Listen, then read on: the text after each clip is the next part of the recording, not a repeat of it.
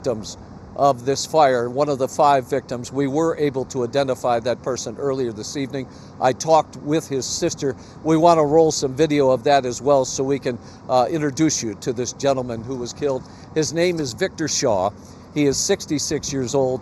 We understand that he had some serious health problems. He couldn't get around very well, but he lived with his younger sister, Sherry, and they lived in the family home where they had been for years. When the fire started to move through yesterday and burning everything, Sherry said to him that we've got to go. And she ran out the door and fled herself.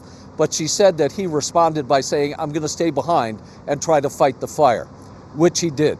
But sadly this morning, when they returned to the property, they found Victor's body. It was lying outside and he was still holding the garden hose in his hands.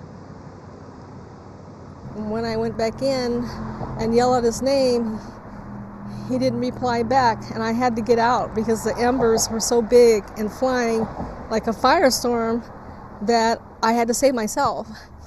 And I looked behind me and the house was starting to go up in flames and I had to leave.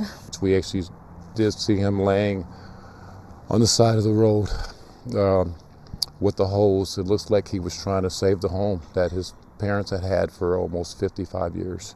I fell to the ground and I didn't want to look at him.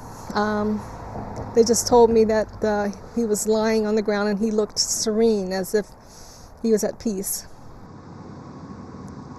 And we understand, unfortunately, that Victor's body is still there on the family property.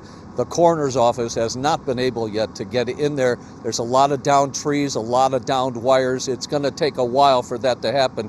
So in the meantime, Sherry and her friends and family are waiting for the body to be retrieved. She lost just about everything with the home and the property, and now, of course, she's lost a brother as well. So a sad time for some of these families here in all.